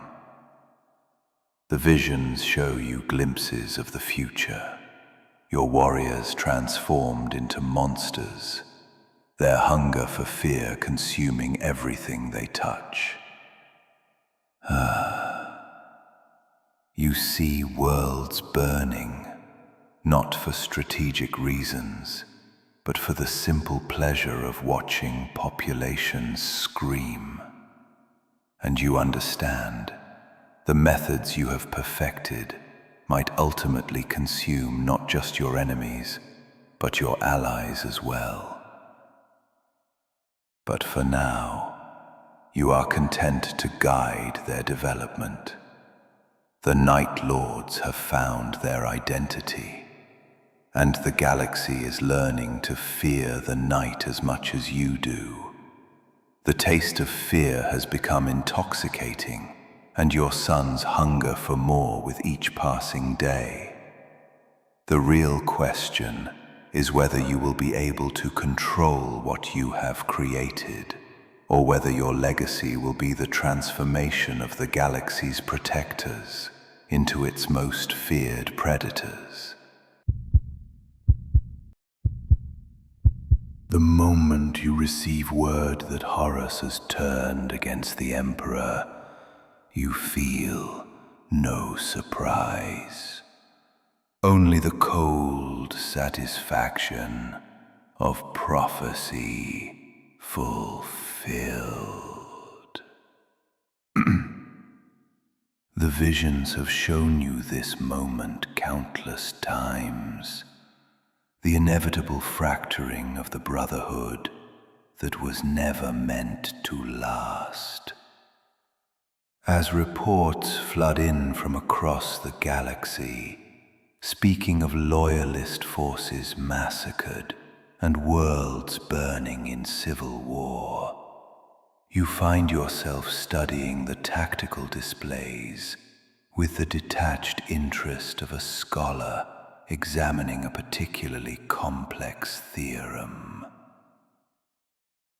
Your sons gather around you in the command center of the Nightfall, their faces bearing the same mixture of anticipation and hunger that has become their signature. They have heard the reports, seen the evidence of what their brother legions have become, and they understand the galaxy is about to become a much more interesting place. The rigid constraints of the Great Crusade have been swept away, replaced by something far more fluid and promising. The War Master has declared his independence. Approximately half of the Astartes legions have joined his cause, along with significant portions of the Imperial Army and Mechanicum. The Emperor has recalled all loyal forces to Terra for the defense of the throne world. His voice carries the clinical detachment of a surgeon describing a particularly successful operation. You nod, studying the stellar cartography displays that show the spreading chaos of civil war. The galaxy is tearing itself apart with a violence that dwarfs anything you witnessed on Nostramo. Entire star systems consumed by conflicts that make your own methods seem almost restrained by comparison. This is the future the visions have shown you, not the golden age of unity the Emperor promised, but an age of darkness, where survival depends on the willingness to embrace the most terrible necessities.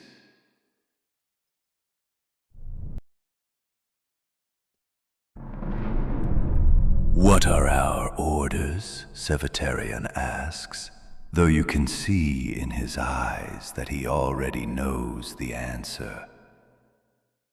We continue our mission. Your voice carries the weight of absolute certainty. The Emperor's vision of a unified galaxy was always a delusion. What matters now is ensuring that something recognizable as human civilization survives what is coming. The Thramas Crusade begins not with grand strategy or massive fleet actions, but with a single act of calculated terrorism that will define the conflict that follows. The Dark Angels Legion, under the command of Lion L. Johnson, has been tasked with hunting down and destroying the Night Lords before you can join forces with the War Master.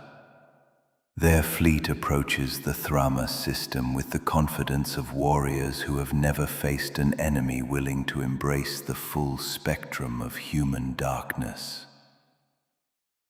You allow them to establish orbital supremacy, to deploy their forces on the system's primary world, and to begin the systematic search for your supposedly scattered forces.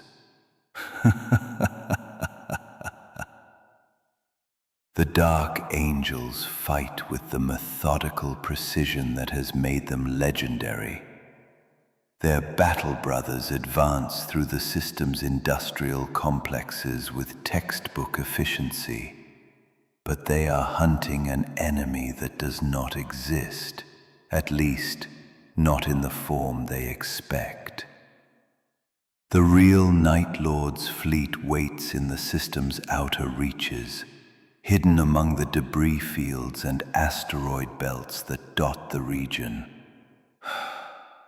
Your warriors have spent months preparing for this moment, studying the psychological profiles of their enemies, identifying the specific fears that will prove most effective against the Emperor's most secretive legion.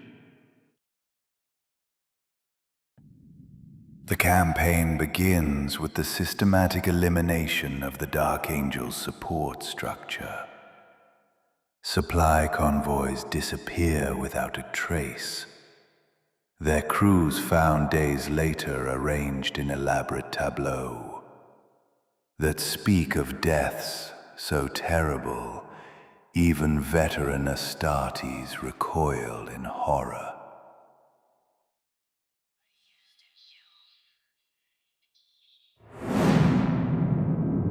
Communications stations go silent. Their operators discovered transformed into grotesque sculptures, broadcasting messages of surrender in frequencies that penetrate even the most heavily shielded Vox systems. But the true artistry lies in the psychological manipulation that accompanies the physical horror. Your warriors have studied the Dark Angel's obsession with secrecy, their desperate need to hide the shame of their past. And they use this knowledge to craft campaigns that attack not just their bodies, but their very identity. Captured Dark Angels are subjected to interrogation techniques that force them to reveal not just tactical information, but their deepest fears and most closely guarded secrets. The first major engagement occurs when a Dark Angel strike force attempts to secure a strategic communications relay. The facility appears to be lightly defended, its garrison consisting of a single Night Lord's company that seems caught off guard by the assault. The Dark Angels advance with confident efficiency, their battle brothers moving through the facility's corridors with the precision of a well-oiled machine.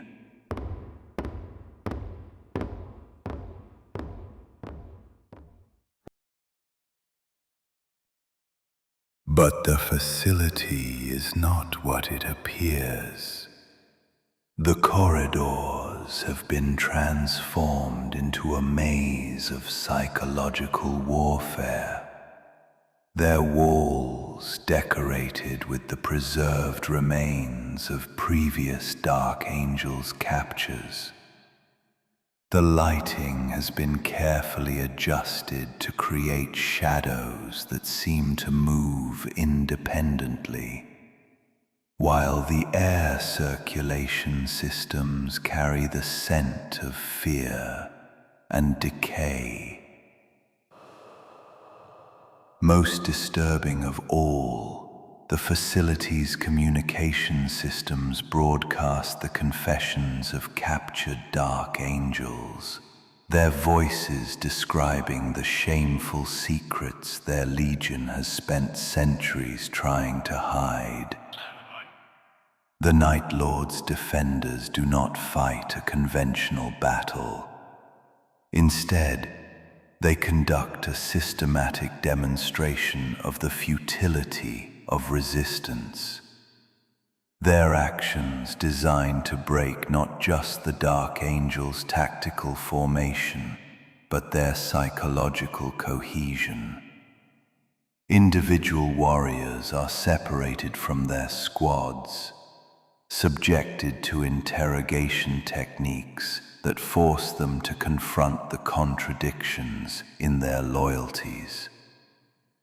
Officers are captured and transformed into living examples of what defeat means, their bodies carved with the symbols of their shame. The Dark Angels' response is swift and brutal.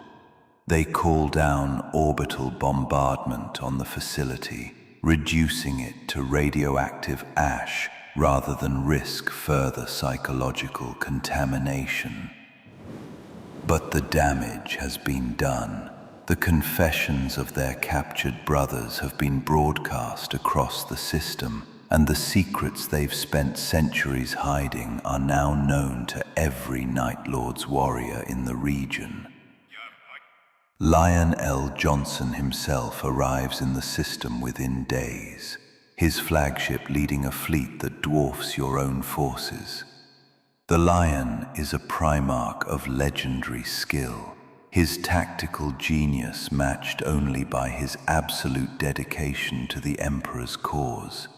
But he is also a being consumed by the need to protect his legion's secrets. And you have given him a choice between victory and reputation. Your first direct confrontation occurs in the ruins of a world called Sagualsa, where your forces have established a fortress complex among the planet's vast catacombs. The Dark Angels' assault is perfectly executed, their warriors advancing through the underground tunnels with the methodical precision that has made them feared throughout the galaxy. But they are fighting in an environment that has been transformed into a three-dimensional representation of their own psychological landscape. The catacombs are decorated with the preserved remains of every Dark Angel's warrior you have captured. Their bodies arranged to tell the story of their legion's shameful past. The walls are carved with the names of the fallen, those Dark Angels who turned to chaos during the destruction of their homeworld. The air itself carries the sound of confessions, the voices of captured warriors describing the truth that their legion has spent centuries trying to hide. The battle becomes a war of attrition, not of bodies, but of souls. The Dark Angels advance through the catacombs with increasing desperation. Their formation crumbles as individual warriors are forced to confront the evidence of their legion's shame. Officers break down as they hear the confessions of their brothers, while rank-and-file warriors abandon their positions rather than face the truth about their past. You meet the lion in the deepest chamber of the catacomb complex. A vast space that has been transformed into a gallery of Dark Angels' shame.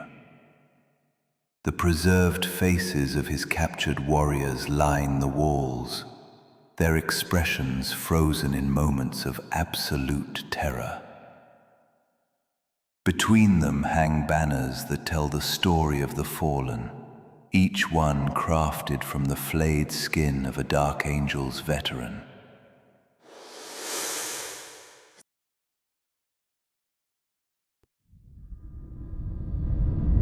"Brother," the lion says, his voice carrying the weight of a lifetime's worth of disappointment. "What have you become?"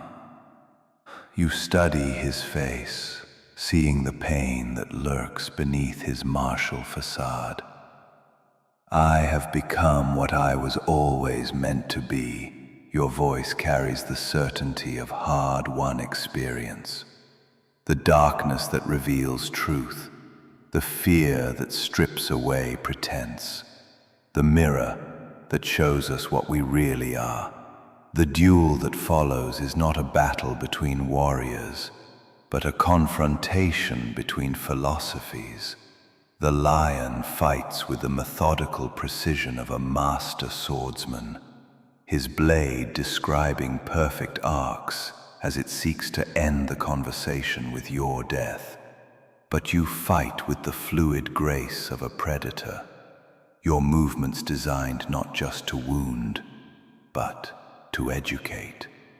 Each exchange teaches him something new about the nature of fear, about the price of maintaining secrets, and about the terrible burden of command.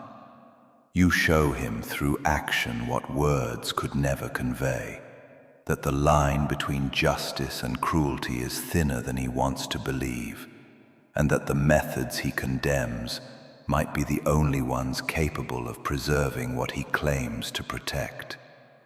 The duel ends not with victory or defeat, but with understanding. The lion withdraws his forces from the Thramas system, but not before extracting a promise that your knowledge of his legion's shame will remain between you. The Dark Angels disappear into the galaxy's outer reaches, their hunt for the fallen taking precedence over their loyalty to the Emperor. You have won more than a tactical victory. You have demonstrated that even the most loyal of your brother legions can be broken, not through superior firepower, but through the systematic application of psychological pressure. The methods you perfected on Nostramo, refined and amplified, now applied to challenges that dwarf anything you faced in the criminal underworld of your homeworld. But with each victory, you sense the growing hunger in your sons. They have tasted the fear of their own brothers, and they have found it intoxicating. The clinical precision of their early campaigns has given way to something more visceral, a growing appetite for the terror they inspire. What began as a tactical necessity has become something approaching addiction. As you stand in the ruins of Sagwalsa, surrounded by the evidence of your victory, you feel the weight of what you have created. Your sons are becoming something new and terrible. Warriors who wield fear as others wield bolt rifles. They are effective beyond your wildest dreams, but they are also something you never intended them to become. The visions show you glimpses of the future. Your warriors transformed into monsters, their hunger for fear consuming everything they touch. You see worlds burning, not for strategic reasons, but for the simple pleasure of watching populations scream. And you understand, the methods you have perfected might ultimately consume not just your enemies, but your allies as well. The Thramas crusade has ended, but the real war is just beginning. The galaxy is tearing itself apart with a violence that makes your own method seem almost restrained by comparison. And you know, the worst is yet to come.